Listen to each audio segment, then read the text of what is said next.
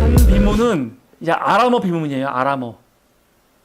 그러니까 아람 성경에 나오는 하사엘 있잖아요. 베나달 죽이고 하사엘이 왕이 되잖아요. 그래서 엘리사가 딱 보고 울잖아요. 막 너가 앞으로 이스라엘에 해야 할 일들을 내가 생각하니까 막 눈물을 흘린다고 하잖아요. 하사엘이 내 주여 왜 우시나이까 막 그러거든요. 근데 성경을 봤을 때는 성경에서는 엘리사가 그 예언을 한 다음에 하사엘이 가갖고 베나달을 딱 죽여요. 성경에서는. 근데 실제로 하사엘은 그렇게 왕위를 찬탈하는 사람이 맞고요. 그때 만들어진 비문으로 보고 있는 비문입니다. 이게 단 비문. 단 지역에서 발견된 비문이에요. 근데 이 비문의 중요한 이유가 이 비문을 보면은 9세기 말 때 아람과 팔레스타인의 세력 균형이 어땠는지 이런 것들을 알 수 있고 더 중요한 거는 이 비문에 다윗이라는 언어가 처음 등장하는 거죠. 다윗. 비트 다비드 해갖고 다윗의 집이라는 용어가 처음 등장해요. 이스라엘의 역사성을 얘기할 때 그 전까지는 다 그냥 구전 아니면 역사성이라는 게 이제 그냥 없다는 게 아니고 실증할 수 있는 근거가 없었거든요. 실증할 수 있는 역사는 오므리 왕조부터예요. 오므리 왕조. 아합 왕조가 오므리 왕조잖아요. 오므리부터는 비문이 많이 나오거든요. 오므리라는 이름이 아주 많이 나와요. 그러니까 이 오므리는 진짜 있었다. 인정을 해요. 그런데 다윗이라는 이름은 역사에 등장한 적이 없으니까요. 근데 이 단 비문에서 다윗이라는 이름이 처음 나온 거예요. 이게 비트 다비드 문서죠. 요건 조금 뒤에 가갖고 오리엔트 역사 하면서 넘어가려고 합니다. 이게 12지파 지도인데 12지파 지도를 보면은 우리가 보통 사실은 12지파면은 12지파가 딱 12개가 나눠져 있는 게 아니죠. 레위 같은 경우는 땅이 없었고 근데 문하세는 두 쪽이 있고요. 막 그렇다고요. 그러니까 우리가 너무 쉽게 나중에 이스라엘이 부절된 이후에 남유다는 유다, 남유다는 유다 지파, 나머지 11지파 그게 아니라는 거예요. 실제로 남유다 지파에는 지도 보면 알겠지만 시므온이 유다 지파 안에 있잖아요. 안에 있어요. 그러니까 시므온은 북쪽 연합으로 갈 수가 없어요. 이 운명적으로, 물리적으로. 그러니까 남유다의 시므온은 항상 포함되어 있습니다. 그리고 베냐민도 보면은 베냐민이 북에브라임과 유다 사이에 딱 완충지대거든요. 베냐민도 갈 수가 없어요. 왜냐하면 유다가 내버려두지 않죠. 결국은 유다의 종속이 되는 거죠. 이렇게. 그렇기 때문에 나중에 북이스라엘에서 왕이 누가 되는 겁니까? 여로보암이 되잖아요. 여로보암이 어디 지파예요? 에브라임 지파라고요. 근데 보통 왕을 뽑으려면요, 원래는 베냐민을 뽑아야 돼. 베냐민에서 뽑아야죠. 왜냐면은 그런 왕권의 정당성은 되게 중요하거든요. 고대 시대 때 정당성. 다윗 왕조가 싫어갖고 북쪽 지파를 규합해서 왕조를 세우는데 왕이 누가 될 거냐 이 문제는 되게 중요한 문제잖아요. 명분이 있어야 되잖아요. 명분이. 그러면은 당연히 모든 사람이 베냐민 지파에서 뽑을 수밖에 없는 겁니다. 왜? 사울이 베냐민 지파니까요. 사울이. 그리고 그 이후에도 계속해서 사울 지파가 남유다 이 다윗 왕조에 계속해서 반란을 일으키고 싸웠던 게 사실은 베냐민 지파거든요. 베냐민에서 나와야 되는 거죠. 진시 황제 때 진시 죽은 다음에 그 항우 유방 일어났을 때 그 사람들이 진나라하고 싸울 때도 자기들이 왕이 된 게 아니잖아요. 항우가 초나라 사람이에요. 초나라 출신의 왕족을 먼저 왕을 세운 다음에 전쟁을 하는 거거든요. 나중에 바꾸더라도. 근데 이제 여기서 에브라임으로 한 거는 이 물리적으로 베냐민 지파가 남쪽 지파와의 족속될 수밖에 없었던 거고 또 에브라임 지파는 그 다음으로 명분이 있는 지파죠. 왜냐하면 여호수아가 있던 지파니까. 그리고 실제로 세력도 제일 컸고요. 그래서 북이스라엘은 그냥 통칭 에브라임이라고 그냥 얘기합니다. 에브라임이라고. 제일 컸던 지파고. 남유다는 당연히 남유다고요. 근데 이 지도는 사실은 실제로 거주했던 지역이라기보다는 이스라엘이 자기들 머릿속에서 나눈 지역이에요. 왜냐하면 이스라엘 단 같은 경우는 단 여기 차지 못했거든요. 그냥 차지하기 전에 그냥 머리를 나눈 거 아니에요. 그리고 차지 못했고 실제로. 이 해변 지역은 차지를 거의 못했어요. 좋은 땅은. 다 산간 지역으로 간 거지. 그런 것들. 그리고 문나세 같은 경우는 여기가 아람 쪽이 들어온다고요. 아람 쪽이. 그러니까 겉보기로만 이렇게 좋을 뿐이지 실제로는 거의 뭐 유명무실하다고 봐야죠. 아람이 들어오면은. 근데 아까 봤던 이 단 비문이 또 중요한 이유가 뭐냐면 지금까지는 성경에서는 분명히 아람이 이스라엘과 굉장히 연관이 있었고 영향을 미친 것 같은데 그거밖에 근거가 별로 없었어요. 그냥 아람은 어디까지냐면은 요단강 동편이 있죠. 동편. 이 동편에서만 영향을 끼쳤고 서편까지는 아무래도 그 근거가 없었는데 단에서 이걸 보면서 아람이 진짜 여기까지 영향을 끼쳤구나 이걸 알 수 있었던 거죠. 근데 이런 이야기가 다 이미 구약에 있었거든요. 구약에 있는 얘기를 자꾸 문서로서 봐야 되는데 구약에 있는 얘기는 그냥 있는 얘기라고 치고 그 다음에 이제 증명되면은 맞네 뭐 그런 식으로 가는 거죠. 구약 자체가 굉장히 중요한 고문서인데 되게 중요한 이거죠. 옆에 지도 보면은 이 예루살렘이 있습니다. 지금 지도에는 마치 베냐민 지파에 포함된 것처럼 나오잖아요. 근데 예루살렘이 굉장히 다윗이 중요한 게 지금 지파 간의 초기에는 분쟁이 너무 심하잖아요. 분쟁이 지파 간에. 다윗도 마찬가지죠. 다윗은 원래 유다의 왕이에요. 그냥 사실은요. 근데 이제 나중에 통합을 시키지만 결국 분열이 일어나는 것도 다윗 왕조가 오래 먹고 분열이 일어나는 것도 솔로몬 시대 때 유다 지파와 나머지 지파를 굉장히 차별을 했단 말이죠. 그래서 행정지역을 나누는데 세금을 안 걷어요. 유다 지파에서는요. 안 걷고 나머지 지파에서만 걷거든요. 유다 지파가 이렇게 부유한데 얼마나 화가 안 날 수가 없죠. 그래서 결국은 나뉘는 거죠. 근데 그 아버지였던 다윗은요. 어떻게 했냐면 원래 수도가 헤브론이잖아요. 헤브론. 근데 통일된 다음에 제일 먼저 한 게 수도를 바꿔버려요. 헤브론에서 나와버리거든요. 그래서 유다 자기 지파한테 이 휘두르지 않기 위해서 아예 이 수도를 옮겨버립니다. 그게 예루살렘이죠. 예루살렘이 이때는 12지파 중에 어디에도 포함이 안 됐던 지파잖아요. 이게 대단하죠. 왜냐하면은 여호수아 때부터 가나안 시대까지 예루살렘을 점령하지 못했잖아요. 아무도. 그러니까 예루살렘은 지파가 없는 곳이에요. 그러니까 누구도 기득권을 주장할 수 없고 그런 곳이었거든요. 다윗이 점령한 거잖아요. 예루살렘을. 그리고 거기를 이 종교와 그리고 행정의 중심으로 만들어버린 거죠. 그러니까 이게 굉장히 대단한 신의 한 수죠. 그러면서 여기서 뭘 하냐면은 두 번째로 성막을 가지고 오고 일로 성막을 나중에 솔로몬은 어떤 성전을 짓는 거죠. 그리고 여기를 완전히 제2의 중심으로 만드는 거죠. 그래서 모든 사람들이 다 1년에 한 번씩은 다 오게 하는 거예요. 모든 사람이. 그러면서 이스라엘을 종교적으로 하나로 묶어주는 아주 중요한 역할을 다윗이 한 거죠. 이게 다윗의 자신의 위대함이라고 할 수 있습니다. 근데 솔로몬은 이거를 이렇게 못한 거죠. 성전은 졌어요. 성전은요. 근데 성전을 지면 뭐예요? 실제로 사람들을 차별하고 그렇게 엄청나게 솔로몬 하면은 건축을 많이 하는 사람이잖아요. 건축을 다 누가 합니까? 사람들이 하는 건데 전쟁 포로들이 하지 않았어요. 다 이스라엘 사람들이 한 거죠. 북이스라엘 사람들이 가혹하게 했죠. 그러니까 이게 해결이 안 되니까 결국은 이 나라가 나뉘어버리는 일이 벌어지는 거죠. 남유다와 북이스라엘은 이렇게 아주 뿌리 깊은 갈등이 있습니다. 그래서 사무엘상을 보면은 그 안에 마틴 노트 같은 경우는 사무엘상에 되게 여러 전승들이 들어와 있다고 얘기를 해요. 그 중에 남유다 전승과 북이스라엘 전승이 있는 거죠. 남유다 전승은 다윗에 대해서 굉장히 긍정적이죠. 다윗이 왕이 되는 것에 대해서. 근데 북이스라엘 전승은 다윗에 대해서 되게 부정적이에요. 성경 안에 보면은 구약 사무엘상 안에 보면은 이게 되게 혼란스러워요. 왕을 원하는 것 같기도 하고 왕을 비판하는 것 같기도 하고 다윗이 좋다는 것 같기도 하고 다윗이 나쁘다는 것 같기도 하고 되게 복잡하거든요. 이런 것들이 사실은 그 이스라엘의 전승들 다 들어있는 건데 어떤 사람은 이거 가지고 이렇게 말하면은 이거는 성서를 너무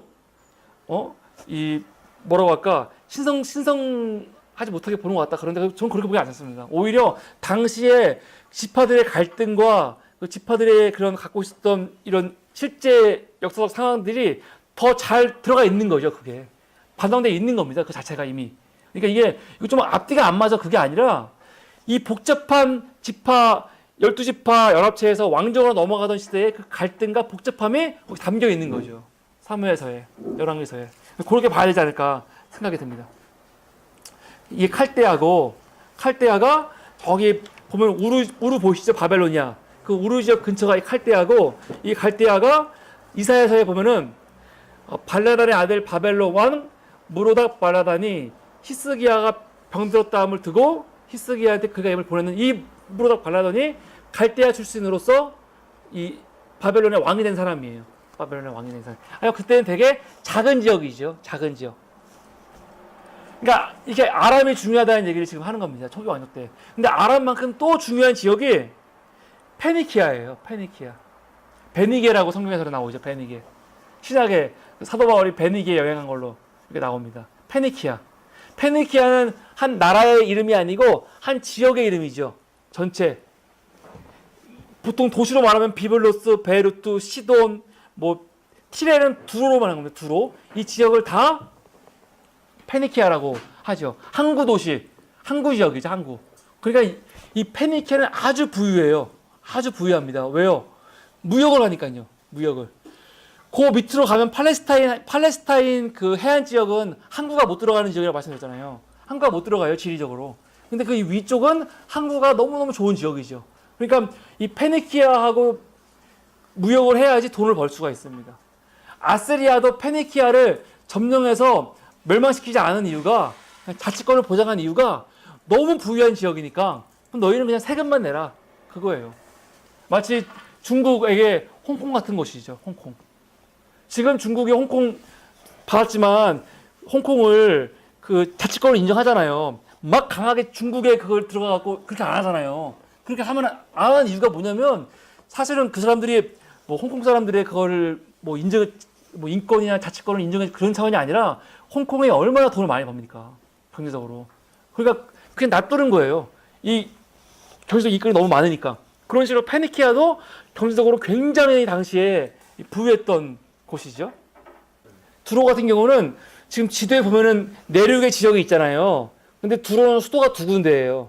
내륙에 하나가 있고 한 800m 정도 벗어나면 섬이 있거든요. 이 섬도 두로예요.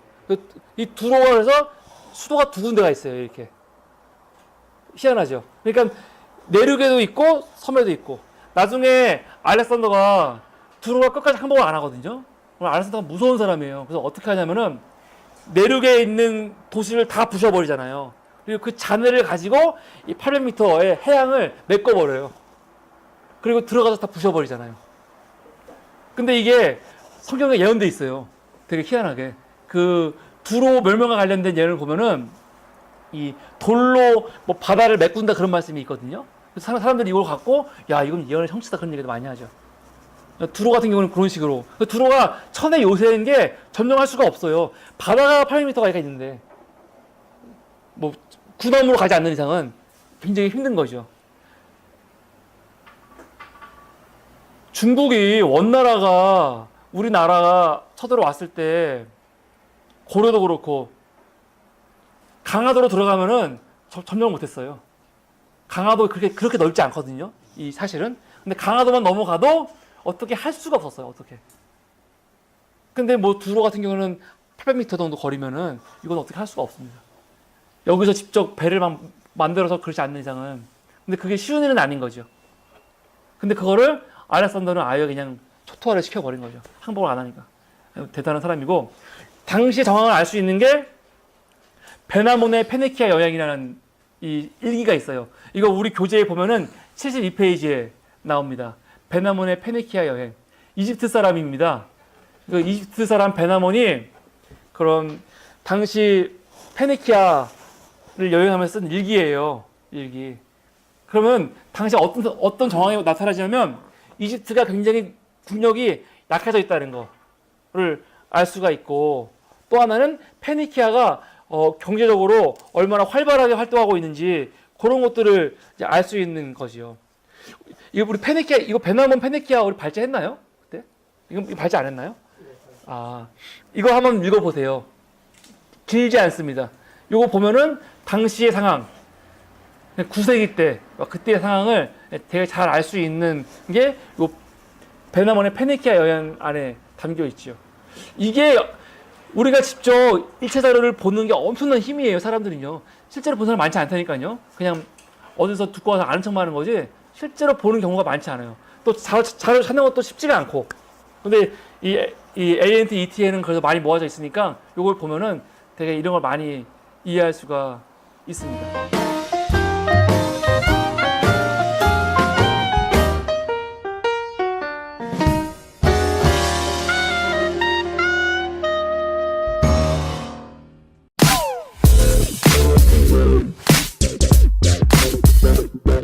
한 비문은 이제 아람어 비문이에요. 아람어. 그러니까 아람 성경에 나오는 하사엘 있잖아요. 베나달 죽이고 하사엘이 왕이 되잖아요. 그래서 엘리사가 딱 보고 울잖아요. 막 너가 앞으로 이스라엘에 해야 할 일들을 내가 생각하니까 막 눈물을 흘린다고 하잖아요. 하사엘이 내 주여 왜 우시나이까 막 그러거든요. 근데 성경을 봤을 때는 성경에서는 엘리사가 그 예언을 한 다음에 하사엘이 가갖고 베나달을 딱 죽여요. 성경에서는. 근데 실제로 하사엘은 그렇게 왕위를 찬탈하는 사람이 맞고요. 그때 만들어진 비문으로 보고 있는 비문입니다. 이게 단 비문. 단 지역에서 발견된 비문이에요. 근데 이 비문의 중요한 이유가 이 비문을 보면은 9세기 말 때 아람과 팔레스타인의 세력 균형이 어땠는지 이런 것들을 알 수 있고 더 중요한 거는 이 비문에 다윗이라는 언어가 처음 등장하는 거죠. 다윗. 비트 다비드 해갖고 다윗의 집이라는 용어가 처음 등장해요. 왕이 누가 될 거냐 이 문제는 되게 중요한 문제잖아요. 명분이 있어야 되잖아요. 명분이. 그러면은 당연히 모든 사람이 베냐민 지파에서 뽑을 수밖에 없는 겁니다. 왜? 사울이 베냐민 지파니까요. 사울이. 그리고 그 이후에도 계속해서 사울 지파가 남유다 이 다윗 왕조에 계속해서 반란을 일으키고 싸웠던 게 사실은 베냐민 지파거든요. 베냐민에서 나와야 되는 거죠. 진시 황제 때 진시 왕 죽은 다음에 그 항우 유방 일어났을 때 그 사람들이 진나라하고 싸울 때도 자기들이 왕이 된 게 아니잖아요. 항우가 초나라 사람이에요. 초나라 출신의 왕족을 먼저 왕을 세운 다음에 전대를 하는 거거든요. 나중에 바꾸더라도. 근데 이제 여기서 에브라임으로 한 거는 이 물리적으로 베냐민 지파가 남쪽 지파와의 족속될 수밖에 없었던 거고 또 에브라임 지파는 그 다음으로 명분이 있는 지파죠. 왜냐하면 여호수아가 있던 지파니까. 그리고 실제로 세력도 제일 컸고요. 그래서 북이스라엘은 그냥 통칭 에브라임이라고 그냥 얘기합니다. 에브라임이라고. 제일 컸던 지파고. 남유다는 당연히 남유다고요. 근데 이 지도는 사실은 실제로 거주했던 지역이라기보다는 이스라엘이 자기들 머릿속에서 나눈 지역이에요. 왜냐하면 이스라엘 단 같은 경우는 단 여기 차지 못했거든요. 그냥 차지하기 전에 그냥 머리를 나눈 거 아니에요. 그리고 차지 못했고 실제로 이 해변 지역은 차지를 거의 못했어요. 좋은 땅은 다 산간 지역으로 간 거지. 그런 것들. 그리고 문나세 같은 경우는 여기가 아람 쪽이 들어온다고요. 아람 쪽이. 그러니까 겉보기로만 이렇게 좋을 뿐이지 실제로는 거의 뭐 유명무실하다고 봐야죠. 아람이 들어오면은. 근데 아까 봤던 이 단 비문이 또 중요한 이유가 뭐냐면 지금까지는 성경에서는 분명히 아람이 이스라엘과 굉장히 이스라엘의 역사성을 얘기할 때 그 전까지는 다 그냥 구전 아니면 역사성이라는 게 이제 그냥 없다는 게 아니고 실증할 수 있는 근거가 없었거든요. 실증할 수 있는 역사는 오므리 왕조부터예요. 오므리 왕조. 아합 왕조가 오므리 왕조잖아요. 오므리부터는 비문이 많이 나오거든요. 오므리라는 이름이 아주 많이 나와요. 그러니까 이 오므리는 진짜 있었다. 인정을 해요. 그런데 다윗이라는 이름은 역사에 등장한 적이 없으니까요. 근데 이 단 비문에서 다윗이라는 이름이 처음 나온 거예요. 이게 비트 다비드 문서 그죠?